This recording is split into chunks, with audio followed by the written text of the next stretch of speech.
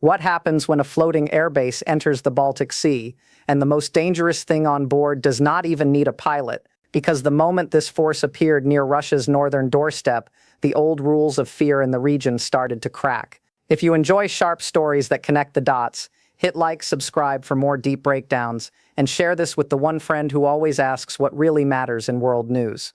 For most people, the first strange clue was not on the water at all. It was on the roads. Drivers in Germany suddenly saw long military convoys moving across highways that normally carry tourists, trucks, and families going about their day. But these were not local movements. These were Turkish military vehicles, Turkish soldiers, and Turkish equipment heading into one of NATO's most important exercises. That alone was enough to make people stare. Turkey is usually discussed in relation to the Black Sea, the Mediterranean, Syria, or the Middle East. So seeing Turkish power pushing deep into northern Europe already felt unusual. But the highway scenes were only the visible part of the story. The real shock was still out at sea, moving through icy water, far from the noise of traffic, where a much bigger message was taking shape. That message had a name: TCG Anadolu. At first glance, it looks like a large amphibious assault ship, and that description is true, but incomplete. Ships like this are not just carriers of troops. They are carriers of options. They move aircraft, command teams, sensors, marines, logistics, and political pressure all at once. When a ship like that enters a tense sea, it changes what every nearby navy has to think about. It changes patrol patterns, surveillance, planning, and the mental map of the officers watching from the other side. In this case, the other side was Russia, and the sea was the Baltic, one of the most sensitive bodies of water anywhere in Europe. In the Baltic, distance is short, warning time is short, and every move is read as a signal. Nothing large arrives there by accident, and that is what made this deployment different. Turkey did not show up as a symbolic guest. It showed up as a serious military actor inside a region where Moscow has long wanted to feel dominant. The Baltic is not just a patch of water on a map. It is a pressure chamber.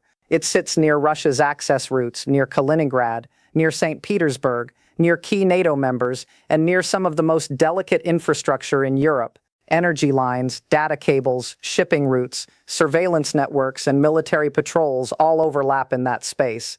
So when a major NATO warship with aviation capability enters those waters, it is not just another exercise detail. It is a warning written in steel. It says that the alliance can shift force quickly, from the south to the north, from one theater to another, and from expectation into surprise. That surprise matters because Russia has spent years thinking in zones. The Kremlin thinks in rings of influence, in buffer zones, in places where it expects others to hesitate. The Baltic used to give Russia a certain sense of control. Even when NATO was present, Moscow could still tell itself that geography gave it a certain weight. But geography has been changing fast. NATO has expanded in the north. Cooperation between allies has tightened. The sea that once gave Russia room to posture now gives it less room to hide. Into that shrinking space came a Turkish task group with real capability, real reach, and real intent to be seen. That is the part many people missed. The ship was not terrifying because it was the biggest object in the water. It was terrifying because it represented a kind of military flexibility Russia now has to respect. On land, the message became even clearer. Turkey sent roughly 2,000 troops into the broader exercise, including elements of the 66th Mechanized Infantry Brigade. That detail matters for one simple reason. Military power is not just about who owns advanced equipment. It is about who can move it, supply it, integrate it, and make it useful far from home. Getting that many troops, vehicles, supplies, and support systems into Central Europe is not a photo opportunity. It is a logistics test. It is proof that an army from NATO's southeast can reinforce the north when needed. And that creates a headache for any Russian planner still thinking in older, slower patterns. Because once you see that kind of movement work in real time, you can no longer assume distance will protect you. Distance becomes delay, and delay becomes vulnerability. But even that was only half the story.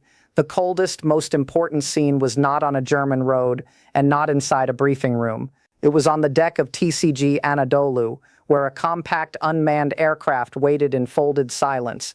This was the Bayraktar TB3, a drone built for a very different future than the one most navies planned for. In older military thinking, sea-based air power belonged mainly to giant aircraft carriers or large land bases. That model is still powerful, but it is expensive, slow to build, and available to only a few countries.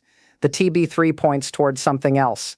It suggests that a ship that is smaller, cheaper, and more flexible can still project dangerous aviation power if the aircraft on board are smart enough, light enough, and persistent enough. That is why the takeoff mattered so much. During the exercise, the TB3 launched from the short deck of Anadolu in harsh northern weather, carried out its mission, and returned. That sequence sounds technical until you understand what it means. Taking off from a short deck ship is hard. Landing back on it is even harder. Doing it with an armed, unmanned aircraft in real conditions is not just a nice engineering moment. It is a strategic sentence. It says this ship can bring surveillance, targeting, and strike capability into contested areas without needing the kind of runway or giant carrier infrastructure many countries still depend on. It says a navy can stretch its reach without copying the American model. And it says future sea control may belong less to the side with the biggest deck and more to the side with the smartest combination of deck, sensors, software, and low-cost air power. The TB3 is not frightening because it looks dramatic. In truth, compared with a fighter jet, it looks small. Its wings fold, its shape is practical, its power lies somewhere deeper. It can stay in the air for a long time. It can watch, it can relay data, it can guide strikes, it can return to the ship that launched it. And because systems like this are cheaper than manned aircraft and easier to scale, they change the cost of confrontation. If one side must spend millions to detect, track, jam, or shoot down a system that costs far less, the pressure starts to build in the wrong place. The defender burns money. The attacker burns time.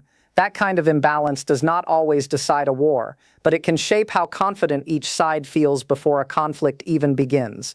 Russia has reason to take that seriously. Moscow still has dangerous military power. It still has missiles, submarines, nuclear forces, electronic warfare systems, and the ability to create real risk.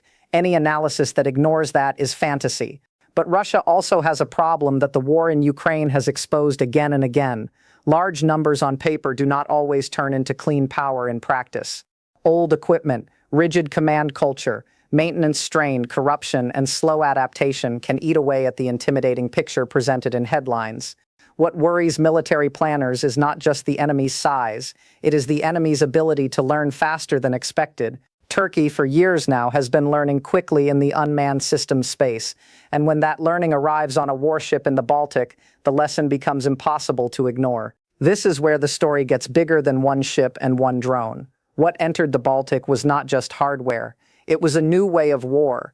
It was an idea about how to fight, how to deter, and how to force the other side into uncomfortable math. Traditional naval prestige loves giant platforms, famous names, and expensive symbols. But modern conflict often punishes pride. It rewards endurance, shared awareness, resistance to jamming, affordable precision, and the ability to keep working after disruption. The Anadolu TB3 combination fits that newer logic. It may not replace a supercarrier, but it does not need to. It only needs to create enough reach, enough ambiguity, and enough affordable striking power to complicate the enemy's plans. In war, complication can be as valuable as destruction. Pause for 1 second and do this little drill with me. Lock in your like, join the channel, and send this video to one person who still thinks modern power only rides on giant carriers and old war myths. And the Baltic is a perfect place for that kind of complication. It is crowded, shallow in many areas, and tightly watched. Geography compresses everything. Russia's Baltic Fleet has to think about narrow access points, exposed routes, and nearby NATO territory. Kaliningrad gives Moscow a military foothold, yes, but it is also a burden. It is separated from mainland Russia, surrounded by NATO states, and under constant attention. St. Petersburg connects Russia to the Baltic, but it is not a free escape lane into open ocean. In simple terms, the sea is not wide enough for careless mistakes. Every ship is seen. Every aircraft is tracked. Every unusual movement generates analysis. So when a ship like Anadolu arrives there with Allied support and an emerging naval drone concept, it forces Russian planners to ask a painful question. If this is what NATO can bring during an exercise, what could it bring during a crisis? That question became even sharper because the strategic map has changed. Finland and Sweden joining NATO altered the northern balance in ways Moscow cannot simply talk away. The amount of NATO coastline around the Baltic has grown. The amount of friendly space for Russian maneuver has shrunk. Surveillance coverage is better. Coordination is tighter. Reinforcement options are broader. In older years, Russia could imagine the Baltic as a place where pressure and intimidation might split the alliance or buy political silence. Today, that is harder to believe. And the arrival of a Turkish naval force underlines exactly that. Turkey is not a Baltic country. That is the point. If a country from far away can show up with credible power in those waters, then the region no longer belongs to local assumptions. It belongs to alliance response. Now, none of this means Russia is helpless. That would be a lazy conclusion, and lazy conclusions are dangerous.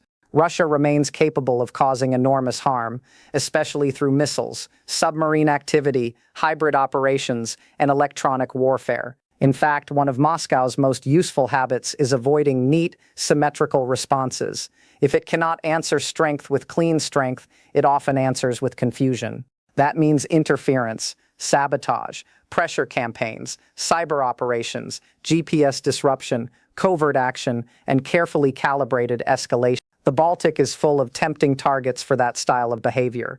Undersea cables, pipelines, ports, shipping lanes, and communication networks are all vulnerable in different ways. So when a capable NATO task group enters the area, the game is not only about direct military confrontation, it is also about who can see below the surface first, who can map the environment better, and who can stop deniable pressure before it becomes a crisis. That matters because the seabed has become part of modern strategy. For decades, many people thought of the sea in simple terms: ships on top, submarines below. That was it. But the modern sea is full of infrastructure. Data runs through it. Energy moves through it. National economies depend on it. Damage a cable or pipeline and you create fear, cost, and political friction without firing a famous shot. And that is exactly why the Baltic has become such a nervous space. Every unexplained disruption raises questions. Every patrol mission is now about more than ships meeting ships. It is about watching the invisible, a force that brings not only weapons but also sensors, command links, aviation assets, and allied integration is much harder to surprise in that environment. That is one more reason the arrival of Anadolu mattered beyond headlines. There is also a human reason this story hits so hard. It shows how quickly military relevance can move from one country to another. For years, many people in the West treated Turkey as a difficult ally, a regional actor, or a state mostly important on NATO's southern edge. But power has a habit of showing up where people do not expect it. Turkey has spent years investing in its own defense industry, especially in unmanned systems, naval construction, and the ability to deploy power far from home. You can debate its politics. You can debate its foreign policy choices, but you cannot ignore the result. Ankara has built tools that now matter in conversations far beyond its neighborhood. When those tools appear in the Baltic, they force a wider recognition. Europe's defense story is no longer written only in Washington, London, Paris, or Berlin. New authors are on the page. And the Bayraktar TB3 is a perfect symbol of that change because it is not just a machine, it is an argument. It argues that sea-based air power can be lighter, cheaper, and more distributed. It argues that naval aviation no longer belongs only to countries that can afford giant carrier fleets. It argues that unmanned systems are not supporting actors anymore. They are becoming central. Once that idea proves itself at sea, every navy watching has to rethink its own future. Smaller navies will want similar systems. Larger navies will want counters. Defense industries will chase the concept. Military planners will redraw assumptions. The point is not that one drone changes the whole world in a day. The point is that a successful demonstration in a tense region speeds up a trend that was already building. And Russia, more than most countries, dislikes trends it cannot easily control. That discomfort grows when you compare the way these militaries think. Russian military thinking still contains a deep respect for heavy firepower, layered air defense, intimidation, and central control. Those things can be effective, but they can also become rigid. By contrast, the systems now entering the Baltic from the NATO side are increasingly networked, adaptive, and willing to mix old and new in practical ways. A drone from a short deck, ground forces from a distant flank, allied integration across multiple countries, shared surveillance, faster reinforcement. That is not one weapon. That is a problem set, and problem sets are hard to bomb away. They keep returning in different forms. Shut down one node, another appears. Jam one signal, a backup path opens. Block one route, another ally arrives from a different direction. That is the kind of warfare that exhausts centralized systems. Look at it from Moscow's side for a moment. The Kremlin already has to focus on Ukraine. Sanctions pressure, military losses, industrial strain, and internal political control. It also has to guard vast borders and maintain the image of strength. In that situation, the last thing it wants is another theater where NATO looks more coordinated, more mobile, and more experimental than expected. The Baltic is supposed to be a place where Russia's closeness gives it leverage, but proximity can become a trap when the surrounding environment turns hostile. Kaliningrad is armed, yes, but also exposed. The Baltic Fleet is present, yes, but also constrained. Electronic warfare can disrupt, yes, but not solve every problem. And the more NATO learns to operate in cold, tight northern waters with new tools, the less room there is for Russian surprise. This is why the exercise was more than theater. It was a test of decision speed. Could forces move across borders quickly? Could land, sea, and air components connect without confusion? Could newer systems perform under ugly weather and real pressure? Could a ship like Anadolu serve not just as a symbol but as a functioning node inside a larger allied network? The answers matter because deterrence is not a speech. It is a pattern of action the other side believes. Russia watches for weakness, delay, hesitation, and disunity. So the alliance's job is not just to own advanced equipment, it is to make readiness visible. When troops arrive on time, when ships operate smoothly, when drones launch and recover in winter seas, and when different nations work together without drama, the message becomes harder to dismiss. Readiness itself becomes a weapon.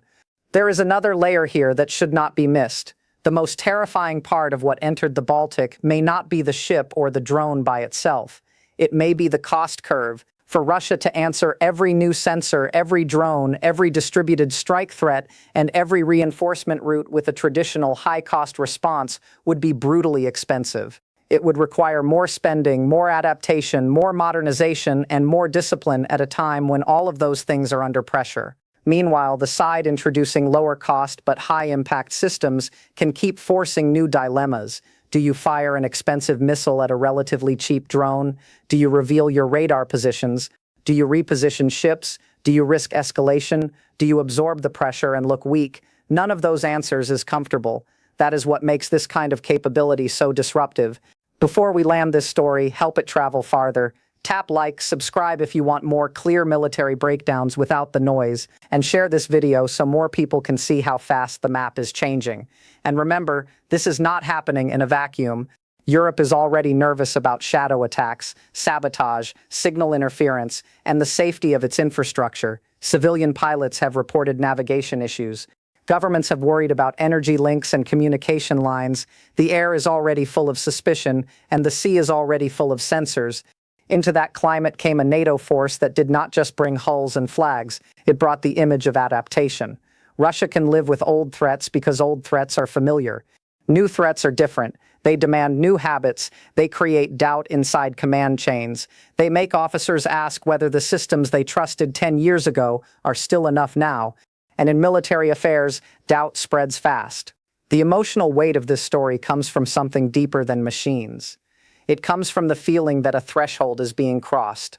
For years, major powers prepared for big war with images from the past in their heads.